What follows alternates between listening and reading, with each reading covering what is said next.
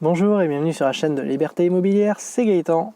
Aujourd'hui, je vais vous parler de l'importance de bien s'entourer, de savoir avec qui travailler, avec qui faire affaire, et surtout de ne pas faire les choses dans son coin.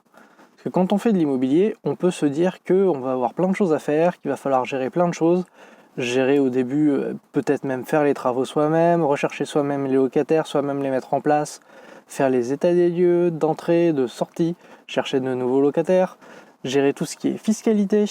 Bref, ça peut sembler beaucoup de choses et effrayer la plupart des gens, mais l'immobilier, ce n'est pas que ça, et surtout, il ne faut pas que vous pensiez que vous êtes obligé de faire tout ça.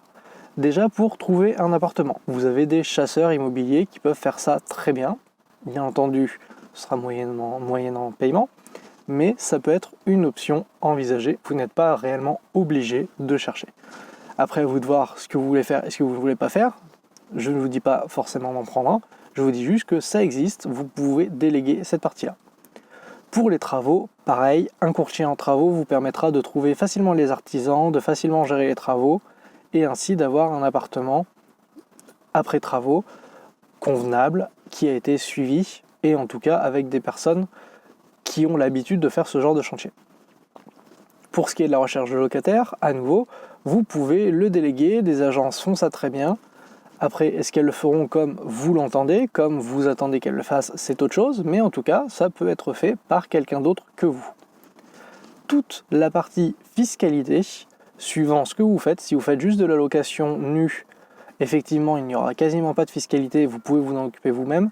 À partir du moment où vous faites de la location meublée, vous pouvez toujours le faire vous-même, de nombreux sites vous proposent de faire ça en ligne relativement facilement, mais très honnêtement, je vous conseille de passer par un comptable spécialisé dans l'immobilier, de sorte à pouvoir faire vos déclarations facilement, rapidement, et surtout de ne pas vous prendre la tête, parce que les impôts en cas d'erreur ne vous rateront pas, et il vaut mieux que ce soit un comptable qui se trompe plutôt que vous.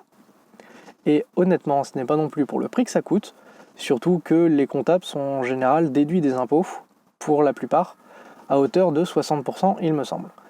Donc ça ne coûte vraiment pas si cher que ça, d'avoir le travail bien fait, d'avoir un travail suivi, et on est sûr, sans erreur, ou en tout cas qu'ils ne nous retomberont pas dessus.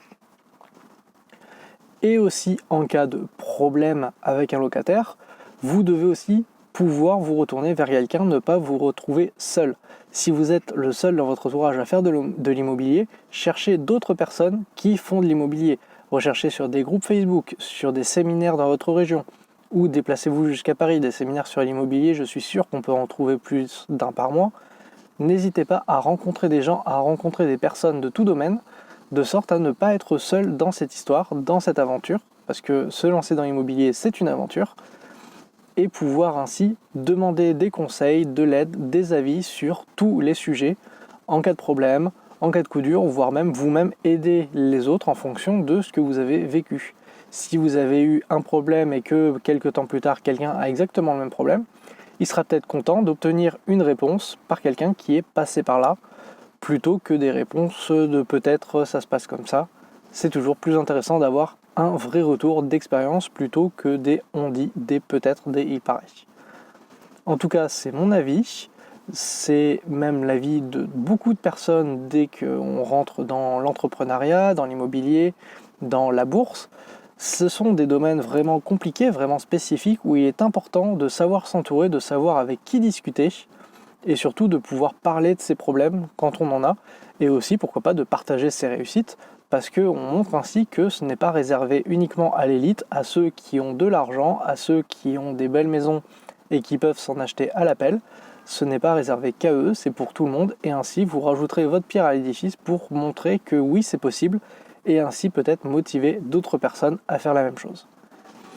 J'espère que cette vidéo vous aura plu, si c'est le cas, n'hésitez pas à laisser un pouce bleu en commentaire si vous avez quelque chose à rajouter, n'hésitez pas, ça me fait toujours plaisir de vous lire, et moi je vous dis à très bientôt dans une prochaine vidéo. Allez, ciao!